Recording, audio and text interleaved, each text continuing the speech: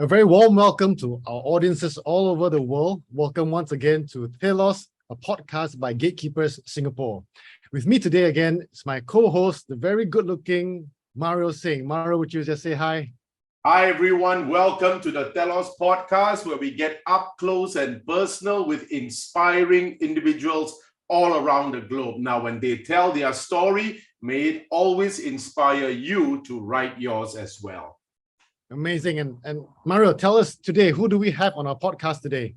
So who we have is Ian Toh, and I think we are going to jump straight into it because I think he's online. So Ian, how about giving an introduction about yourself? Share with us a little bit about your family, your career, and what exactly you're doing right now. Hey, so everybody tuning in, it's great pleasure to be here. Big shout out to Sherman and the boss Mario. You guys are amazing. And a little bit about myself. I'm married for this month, September 2022, for the 20th year. So I'm excited. Married to my wife, Lilith, and we got 4 kids. I'm a co-founder of this ministry called TrueLove.is, and also the founder of 316 Church. Woohoo, Pastor Ian, 20 years of marriage. How old are you? You must be 50, 60. I'm 25 and I started dating at 5 years old. No, I'm kidding. Awesome. And Pastor Ian obviously is very young. His I wouldn't tell you his age, but he's my age, he's early 40s and being married for 20 years, definitely an early starter. And you know, being an early starter, you must know a thing or two about marriage, don't you, Pastor Ian? And we would definitely love to learn from you and hear from you. What do you think is really the mandate of the church when it comes to marriage, and what are the challenges that we face today when in the area of marriage? Big questions, but I want to really hear your heart, and feel free to share with us what's on your mind. I think it's exciting to speak about marriage because we live in a day and age where marriages faces a lot of challenges. All right, and we see a lot of opposition towards marriage. And the first institute that God started in creation is actually the institution of marriage. And if you read the Bible, the last chapter is about the marriage supper of the Lamb. Jesus did his first miracle at Cana, is turning water to wine at a wedding. I think we cannot overemphasize the importance of marriage. And this is also why it is so big on my heart. And I'm glad today we are talking about this. Amazing. And Pastor Ian, a fun fact I know about you, and I think the world should know about you, is that you and your wife, in your course of your marriage, you started fostering a child, right? And most people foster a child or any arrangement of that sort at a very young age, often during the infancy stage of a child, right? But I know you've fostered and subsequently adopted this beautiful lady at a later part. And how in your marriage did that decision come about? Was it easy? Did you guys, and how did you really process that information? It's a big decision. I'd love to hear you talk a little bit about that. Hey, thanks, Sherman. That's a great question. I never thought about answering it this way, but I felt that this is a right way to start. My wife, Lilith, she came to Singapore at the age of 7. She was away from her parents, who were Indonesians, and she stayed here with her guardians.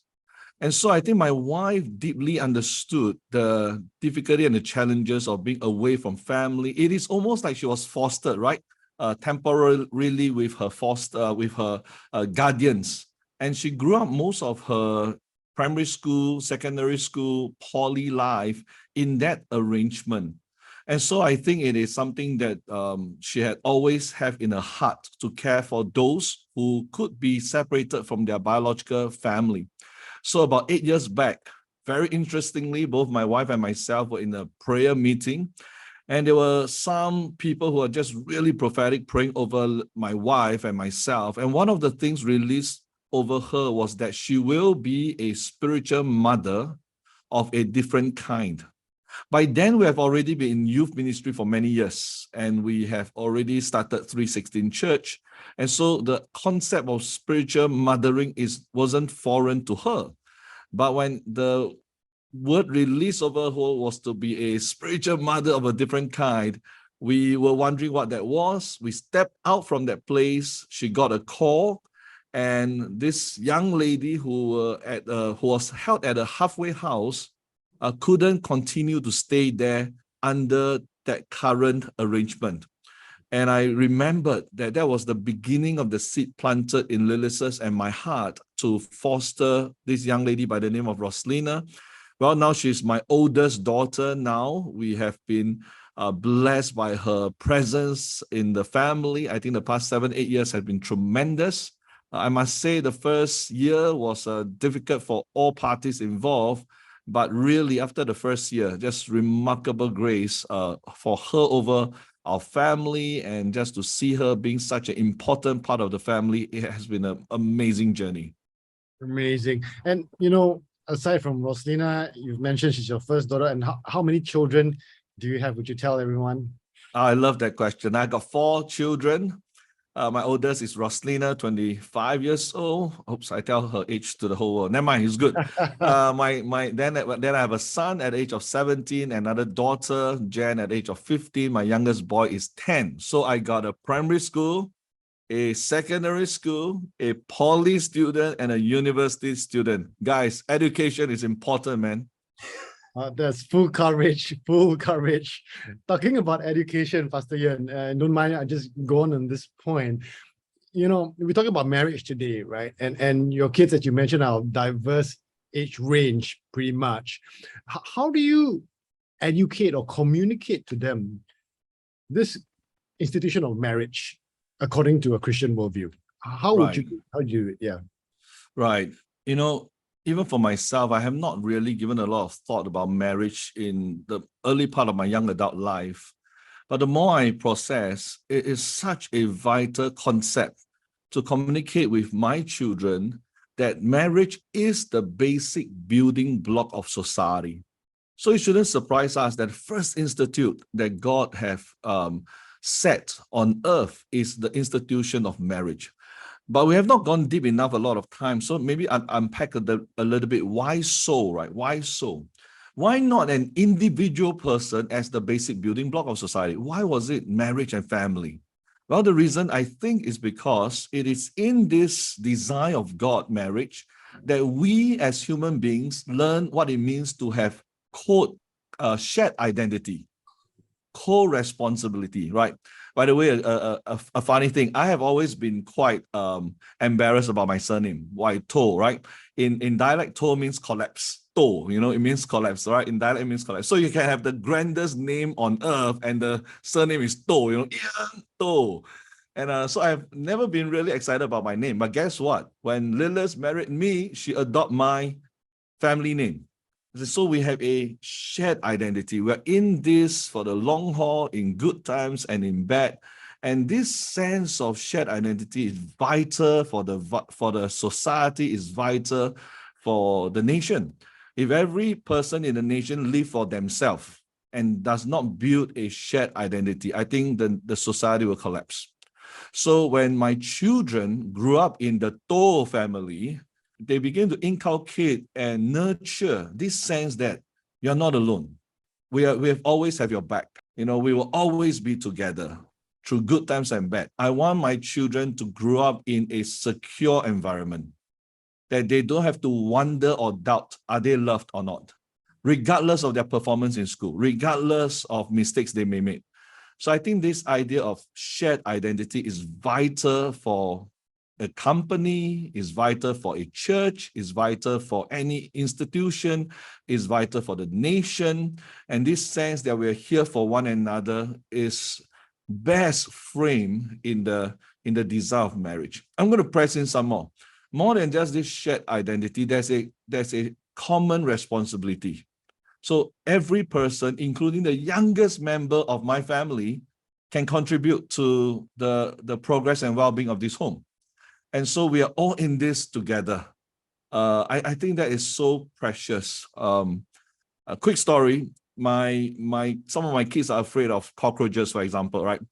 And I remember when cockroach flies into my place, my wife may scream and run away. And then I remember my kids growing up saw my wife scream and ran away. They also scream and run away because, wow, the response of mommy. When I begin to say, hey, we need to overcome this fear, let's work together, it's so fun to see how we can overcome something as humorous as cockroaches together as a family and create memories and breakthroughs in the lives of family and kids. So I really think that the concept of marriage, we really, really need to continue to inculcate in the young ones, and so that they can appreciate this beautiful design that God has set right from the beginning. Man, I'm actually with you and your family's thing on cockroaches. I think this was one of God's miscalculated inventions, especially the flying kind. I'm really afraid of them also. Pastor Ian, I loved what you said about shared identity and common responsibility. Just to dial one level back, when I say one level back, share with us a little bit more about some of your insights in this 20 years of marriage, right, with Lilith. Of course, a funny anecdote comes to mind. People always say there's an engagement ring, the wedding ring, and then the suffering. But in these 20 years, can you distill some lessons for us, right? That obviously when you guys started out as a couple, what are some of those shared values you had between yourselves that has allowed you guys to parent your 4 wonderful kids? Hey, thanks, Mario. Amazing question. Well, we knew each other when we were in secondary school. So we were friends first before lovers. And that, I think, laid the foundation for us. We knew each other at the age of 14. And she was singing in the school singing competition. And she was singing the song Greatest Love of All by Whitney Houston. Well, I knew that she was singing to me, but at that time I didn't know her, but I have a lot of self-assurance. I knew that she was singing to me. So I cannot let her down. I must go to this young lady and get to know her and not disappoint her. Well, anyway, we really built a friendship over the decade. So we were friends for 9 years before we got married. It doesn't matter how long, but we think that the intentional appreciation of one another as friends, that means we can talk about anything and many things in life. It really helped us to lay that foundation. I think the other thing was that both of us, we are in general pacifists. That means we don't like to quarrel or fight, generally speaking. And we found a way just to deal with conflict. I think every couple will deal with conflict differently. And we have found our way that works very early in the relationship, very early in the marriage. And I think that really enabled us to build on that foundation for this 20 years of marriage life. And my wife have a secret weapon, because I'm quite if I get into an argument and debate, I generally can win, right? And my wife has a secret weapon. She makes sure she prays in front of me so that I can see her talking to God, and she have gotten God on her side. And I always found that extremely convicting, just to watch her in that space with God. Oftentimes convict me of areas that I've fallen short, and that allowed us to work things out quite quickly. So really, I think she's a wise woman who knew how to get God on her side early in our conflicts. Man, that is so powerful. I'm going to make sure my wife doesn't listen to this podcast. Super. That's really, really a good tip there, hey Mario. I think we've all learned something today in this first part of this conversation. Yeah, man. So, Pastor Ian, if I could just, conflict, education, and all that, I want to just kind of tune this meeting up a little bit differently now as we move along, because it feels, we all know that you've been very involved in defining marriage in the way God's defined it. I know it's very obvious that there are certain challenges to the definition of marriage, and I know we all know that you do a lot of work, especially in the area, in that area. And would you share with us what are the challenges and issues that you face, when it comes to the definition of marriage, and really the threats that are currently we are facing? Right. There are foundations that once broken it'll be extremely hard to rebuild. And I think the definition of marriage is one such matter. Many times Christians, we are concerned, or even people who are not of the faith, we are concerned about the bread and butter issue, employment, jobs, we are concerned about economy, but we may have not taken enough attention on things that could maybe not bread and butter issue, but they are foundational issue. And so I think the definition of gender, the definition of marriage is foundational, since marriage is the basic building block of society. And so it's heartbreaking to see the definition of marriage change in nations and even in faith communities, especially in faith communities, to endorse same-sex marriage and things like that. But I think that didn't happen without a history, meaning marriage itself has been weakening over the decades. And so situation with adultery, struggle with pornography, with divorce, these are many, many things that I think we should pay attention to rebuild the health in marriages and to strengthen relationship even before their wedding day. And so I think more conversation, more dialogues, more engagement in this area is helpful, whether is it in the marketplace or in churches. Because guess what? I think healthy marriages also allow healthy employees and employee relationship. It does overflow, marriages and families' well-being overflow into workplaces. So I think these are things that all of us in the society should be highly invested in.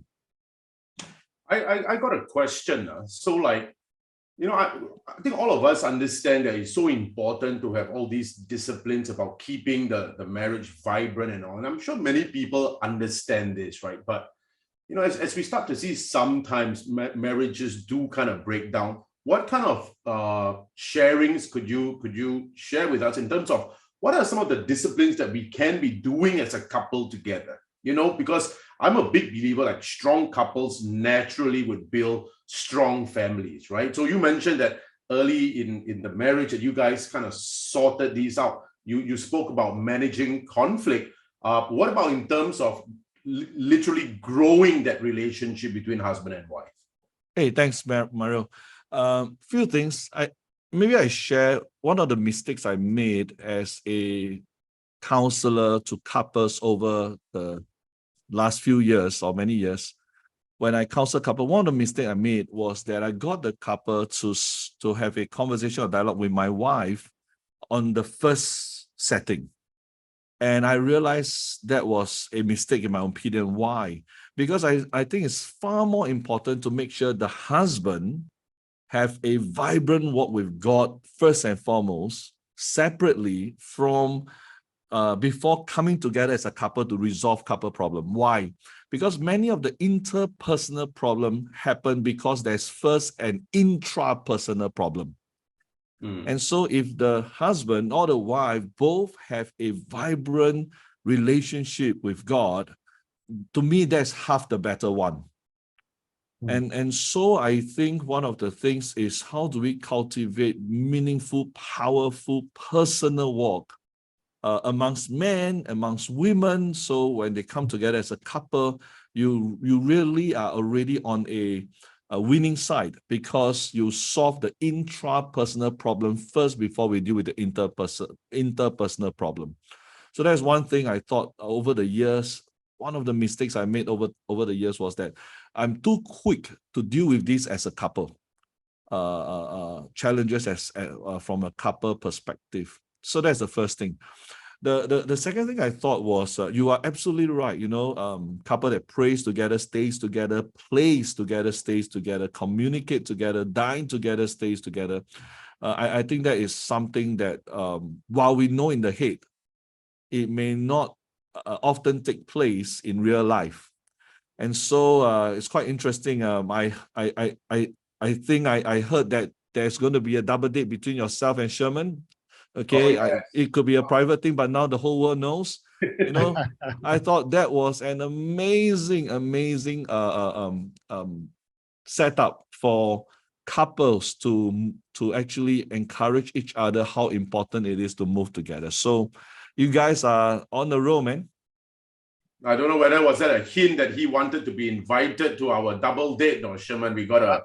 I was gonna say double, triple, no much difference. Let's do it. We gotta include Pastor Ian now. Definitely got to do that. You know, I've made this statement a couple of times because I mean we're all familiar with this guy Ray Dalio, right? And he runs a firm called Bridgewater Associates, which is one of the world's largest hedge funds. And he summed up all of life in 4 words, right? And he says meaningful work, meaningful relationships. And Pastor Ian kind of alluded to that word meaning. And I think it is so true because the soul was really created to have meaning. Right. And in that aspect, to have significance, to have value, to have a certain purpose in that. And I think it's really just so important. I just wanted to just reinforce the word about meaningful relationships. Here's a question that I have for Pastor Ian. So, I mean, moving the conversation along from a healthy, vibrant marriage between husband and wife, because I think you have that unique experience, about fostering and adoption.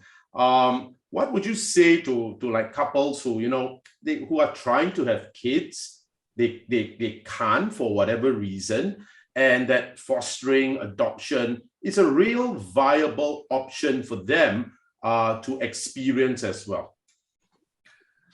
Mario, Sherman, I think one thing about parenting is you guys know that parenting, whether spiritual or biological, is a life-giving experience. That means you truly empty yourself for the welfare and the well-being of another individual, unconditionally, sacrificially, and somehow in this strange economy of God, that the more you give, the more you're blessed, the more enriching your life is. I think one problem or challenge I see is that many times we see children as a burden rather than a blessing. And so we are afraid to get into any relationship concerning fostering or adoption because we can see this as burdens and an overwhelming responsibility.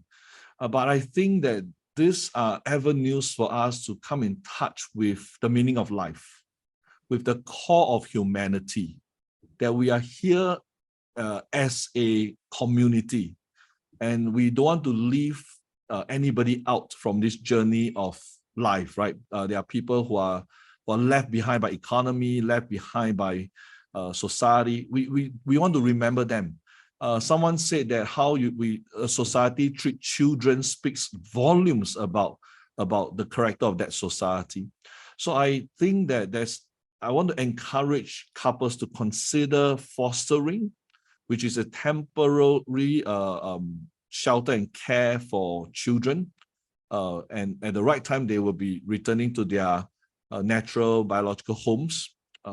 It is an unbelievable experience that I think will prepare the couple for a deeper sense of the meaning of marriage. There are about 1,000 over children at risk who needs fostering arrangement in Singapore.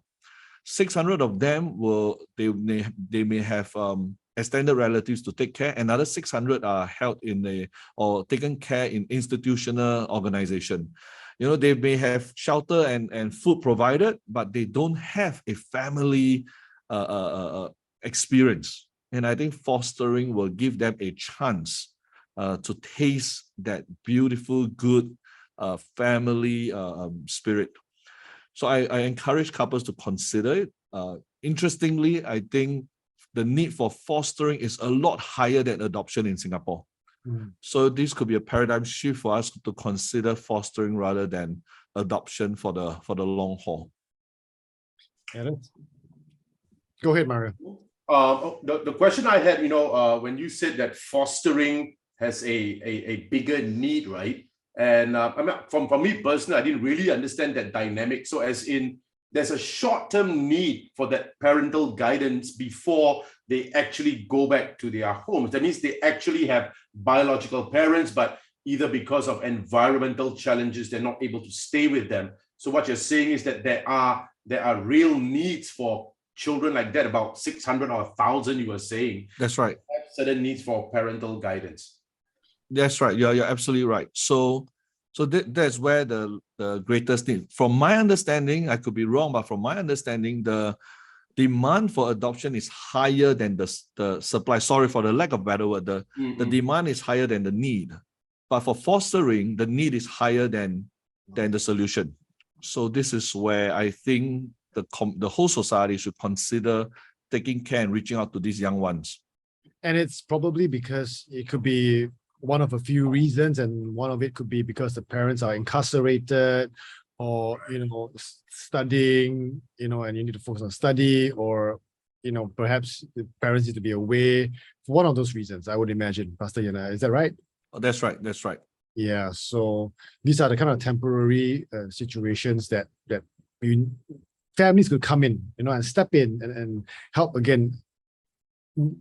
Precious lives to experience what the love of a family looks like. Right. I want to add, because I was on the topic of seeing children as blessing. Every blessing that God gave to us, or God gives us, have a element of burden of care, right? If God bless you with a job, then there's a burden of care to take care of that job, right? If God bless you with a husband, a wife, a boyfriend, or a girlfriend, there's a burden of care. God bless you with a car, there's a burden of care to take care of the car, the house, right? Somehow when we come to kids, we just see them as burdens and not blessing. But I think the greatest blessing that God can give someone is actually a child.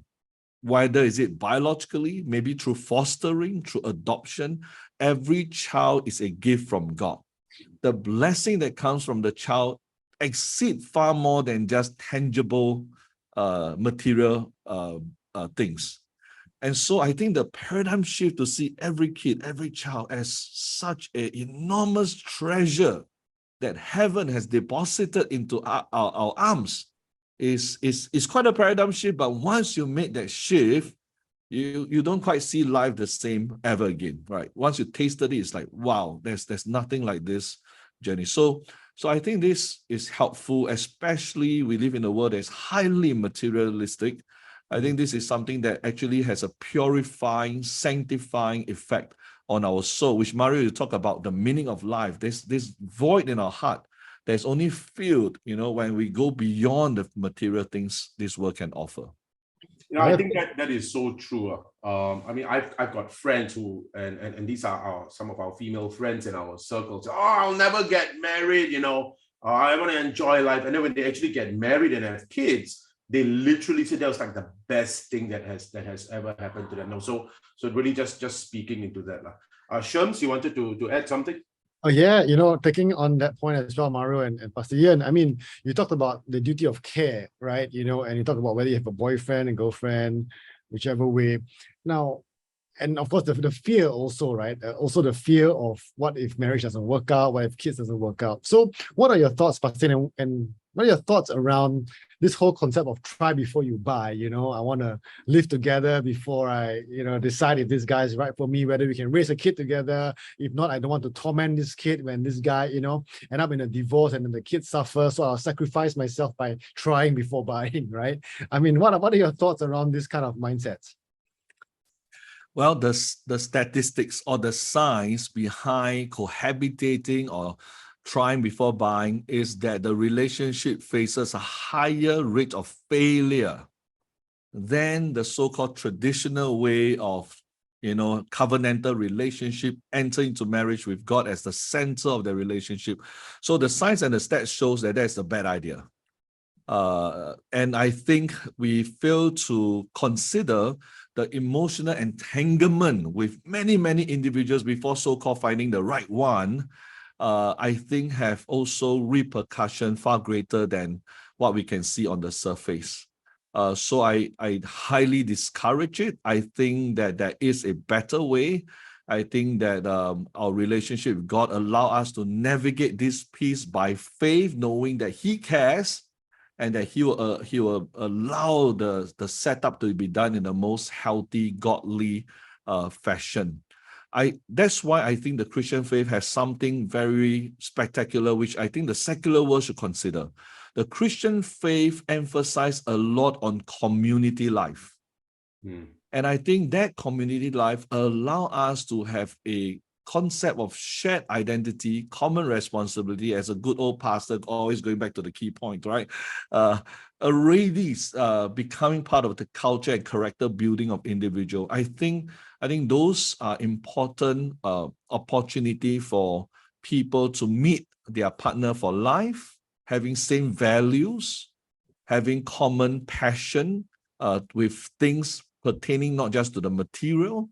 I think this will give us a good startup, a launch pad for a great marriage.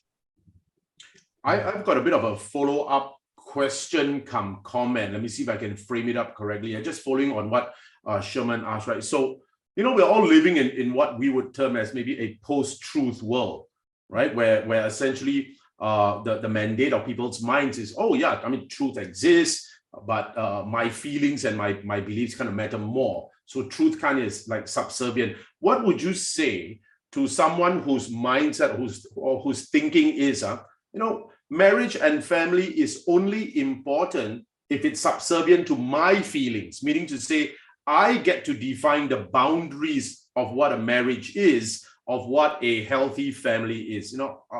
What would you say to that? I really think that history is a great mentor and teacher. If we look into the past experience of people who live by that concept, very rarely at the end of their life, they say they live a meaningful, full life. But when you look at someone who places great value in the foundation of marriage and relationship, parenting, and so on and so forth, at the end of their life, they could say they have a good life, because it is the relationships, the main relationship between parents, siblings, wives, and children. It is those relationships that truly define the richness or the depth of a well-lived life. So I think that history, or actually just observing the world around us, we know and we can tell what is the good design in compared to inferior design. I just also want to add that in the concept of family and relationship, somehow when I look at the worldview of the biblical worldview, I found that those lend great principle. For example, a good marriage is the union of two very good forgivers, right? We heard that before. A good marriage is made out of a union of two very good forgivers. The whole concept of forgiving and redemption and restoration of relationship is part of what makes a marriage such a great thing. So I think there are a lot of great principles that are true. So the post-truth world may not appreciate it, but they're missing out, because these are the truth that actually build strong foundation for a lifelong relationship. So things like forgiving and so on and so forth. Bro, don't mind, I'm going to just go add a little bit more, because I have 4 kids and oftentimes I share with them, and the great thing is they got it. I think they got it. If you live according to your feelings, you're more likely to end up with trouble. But if you make decisions based on truth and duty, right? For example, you're a student, right? You wake up, you may not feel like going to school. Guess what? You have to go to school, because that is your duty and that is the truth of who you are in your stage in life. Every time you follow feelings rather than your truth or duty, you're more likely to end in trouble. And actually, we know that those are just very basic principle for a great life. I love it. By hearing you say that, 2 things come to mind very quickly. Number one was, when I was going through marriage counseling, so this is like maybe 15 years back, right? And it's ringing in my ears now. The pastor said this, he said, Mario and Charlene, marriage is God's best way of showing himself. I never forgot that. No? And I thought, that's brilliant, right? And over the years, it's been ringing. And this thing about feelings, guys, just to share this thought, I just was having this discussion with a couple of friends, literally. He was talking about Greek philosophy and all that. And I said, hey, what's interesting about Greek philosophy? They had this triangular model, if you will, and they call it the logos, the pathos, and the ethos, right? Where logos is essentially logic and reason. Pathos is technically your feelings and how you feel. And naturally, ethos is ethics and morality. And I mean, the Bible does say in the beginning was the Logos. It didn't say in the beginning was feelings or in the beginning was pathos. So everything we do tend to have to frame it up with truth and with logic and with the Logos. That's right. I actually shared with my kids, and actually it's a reminder to myself. It's important to give attention to your feelings, but do not give it authority. It's important to give attention because your feelings can be an indicator of things not going right, but it should not be the director. It can be an indicator, but it's not a director. Give it attention, but don't give it authority. I love it. That's amazing. That's amazing, Pastor Ian. And I think, to add to that, really, as you are speaking, the thing that comes to my mind is really how we process our feelings is also very important. But if you're angry and you process your feelings via an outburst or violence, that's a bad machinery you have, right? But if you're angry and you process it in a way that you say, okay, what is causing me to be angry, and how should I deal with it, and how do I resolve it? And that really gives us a very different outcome, and obviously a very different life, and on your part about talking about duty and law and truth, that really hits me hard too, because like, for example, I mean, I send my wife to work whenever she goes to work, right, which is now 2 or 3 days in a week. It's kind of hybrid working arrangement, and sometimes it's very inconvenient because especially during F1 week, the traffic is terrible, right? It's just terrible. And I sometimes I catch myself like, feeling like, oh, it's such a inconvenience to, I got to rush for my appointment and I'm sitting here in traffic. I can't work. It's really painful. But immediately I tell myself, it comes back to me. This truth is that I get to send my wife to office. I get to spend that time with her in the car with no one else around us, and we get to talk, we get to spend time, we get to worship together, and we that's our kind of private time. And inconvenient as it may be, frankly, I just have to make sure that I arrange my appointments in a good, give me good space around it, that I don't have to rush. And this time can be very precious, because I know when kids come, that's going to be a scarcity of time, of together time, as both of you would know. So that really, my takeaway really in the last few minutes on this part is really about duty and truth. I think that's a very great way to put it, because we can't live life without duty and without responsibility, because that's really going to bring us into a world of anarchy where we just do what we feel like doing. And there's no rationale, no sensibilities about it, right? So yeah, just my takeaway. I wanted to, on the back of that, I wanted to ask Pastor, we spoke a lot about the sanctity of marriage, covenantal relationships, all these things. But what's on your heart, Pastor? And I know the Lord has given you something very precious, right? When it comes to family and marriage. What is on your heart for this season, given circumstantially what we are facing, given where we are? Share with our audiences and share with Mario and me, Pastor Ian, what's burning in you for marriage? Yeah, so thanks. One of the passion in this season, is really to contemplate and to really help more to catch the unique benefits and utility of the right definition of marriage, and what utility and benefit this right definition brings to society. Okay, what I'm going to share may sound a bit technical, but I think it's going to help us, right? Because there is a movement that wants to redefine marriage to be, hey, it doesn't have to be a man and a woman. It can be just any two person who is in love with each other can be defined as marriage, two men or two women.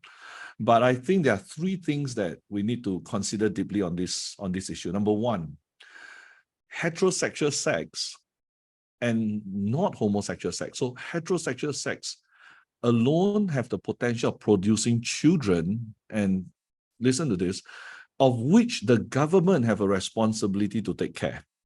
So when a child is born in a nation, the child becomes a citizen of the nation, right? So it is only heterosexual sex that has the potential of producing children of which the government have a responsibility to take care.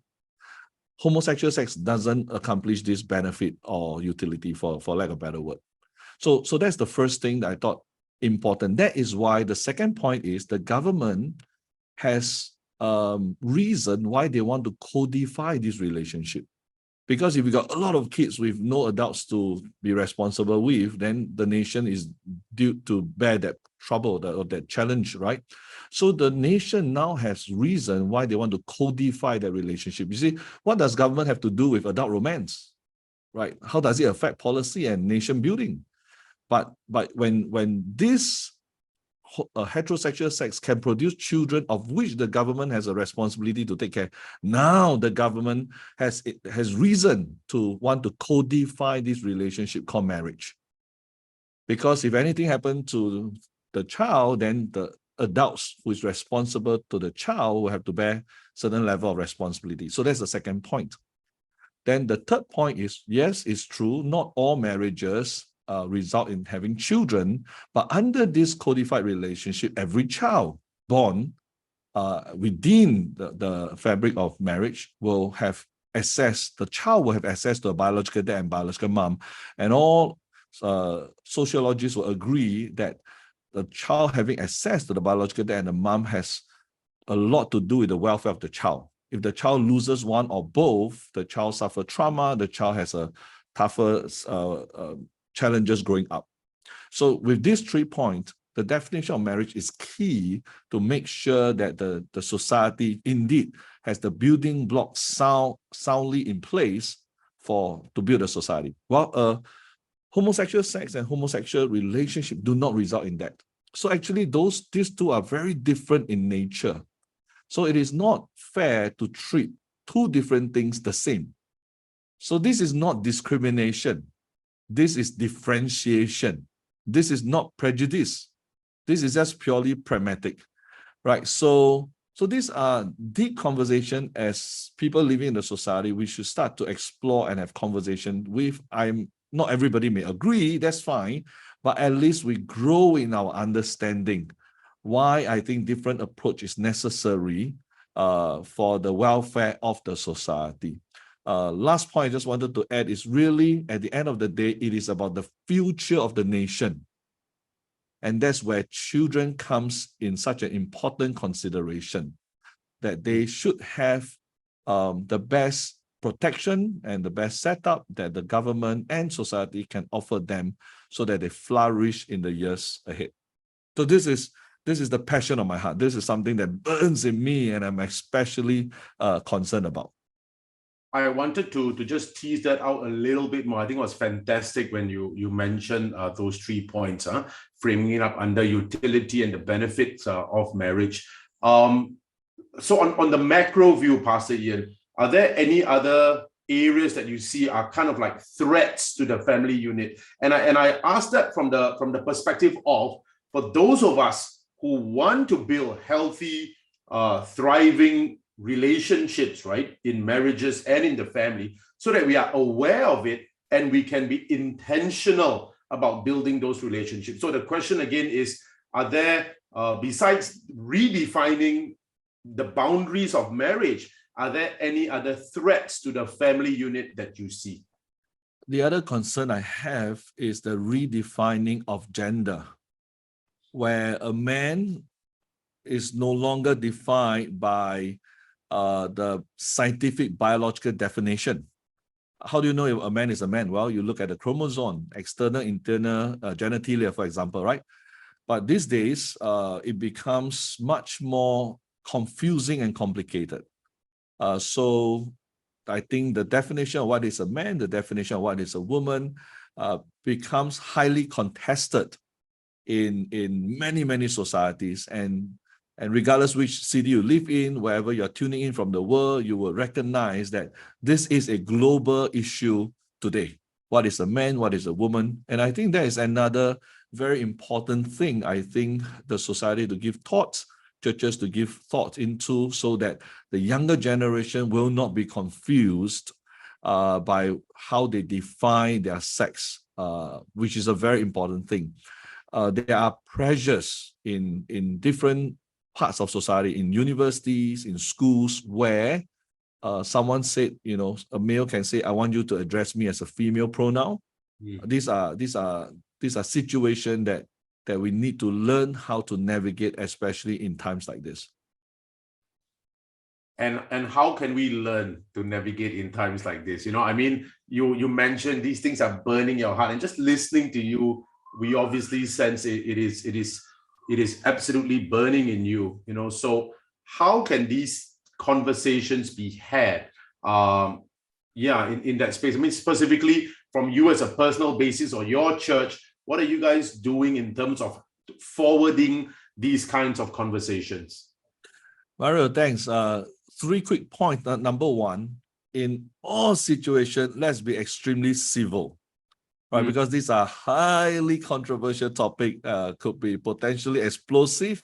Let's be civil, let's be kind, let's respect people with different perspectives and views. I think those are healthy foundation to start having difficult conversations. So number one, let's be extremely civil. Let's be polite and kind, even where we are having conversation with people with a different worldview. So that's number one. Number two, recognize there are groups of individuals and communities whose lives are directly affected by this topic. So this is not just a topic, this affects lives and family. So for that, let's have a lot of compassion, right? A lot of compassion that there are people whose lives are affected. There are people who are struggling with their sexuality. There are people who are struggling with gender dysphoria. They need a lot of help and support. And in no way should any group of people be judgmental, arrogant, be hard on this very precious group of people. Number three, I will encourage, especially from my industry, if you may, right, in the church world, we go back to what Christ says. Because I think there are things that should not be defined by us, but defined by the Creator. A square has 4 sides. A 3-sided shape will never be called a square. The whole world can say, well, a 3-sided shape is a square, but it is not. It must be a 4-sided shape. So what is a marriage? What is a male? What is a female? The designer of these things should determine what it is, and not by popularity or by trends. So I think we go back to what Christ, what Creator says. Pardon me, being a pastor is an occupation hazard. Civil, compassion, Christ. So 3 C's to help us frame how can we be more equipped in this area. Fantastic. I'm actually writing this down now. Be civil, be compassionate, and to be Christ-centered. And I think that is a fantastic reminder for all of us. The way I look at the world, guys, correct me if I'm wrong, right? The way the world kind of operates is always like me first, or rather me-centered, right? If you think about it, the outflows of the world, everything is just that, right? Or I've got to find a good job because for me, what I want, what I like, so on and so forth. And that's where the tendencies of a lot of challenges and problems tend to happen. But if we are, number one, Christ-centered, and out of that outflow become other-centered, right? I think many of these challenges will somehow just melt away. Well, I think we've kind of come to the close, probably landing this episode of Telos, a podcast by Gatekeepers Singapore. Pastor Ian, thank you so much for your time, and it's been such a joy and a very enriching one, I must say. Just like Mario, I was taking notes, on this thing because a lot of nuggets for me to digest, and I'm sure also for you audience out there. And we hope that you've been really, really blessed and enriched by today's podcast. So stay tuned, and keep a lookout for our next episode of Telos, a podcast by Gatekeepers Singapore. Thank you, guys. Thank you. Thanks, Pastor Ian. It was an absolute joy. Thank you, Mario. Thank you, Sherman. Amazing. Super. Thank you for joining us in this episode of the Telos podcast. Always remember your reason for being. See you at the next episode.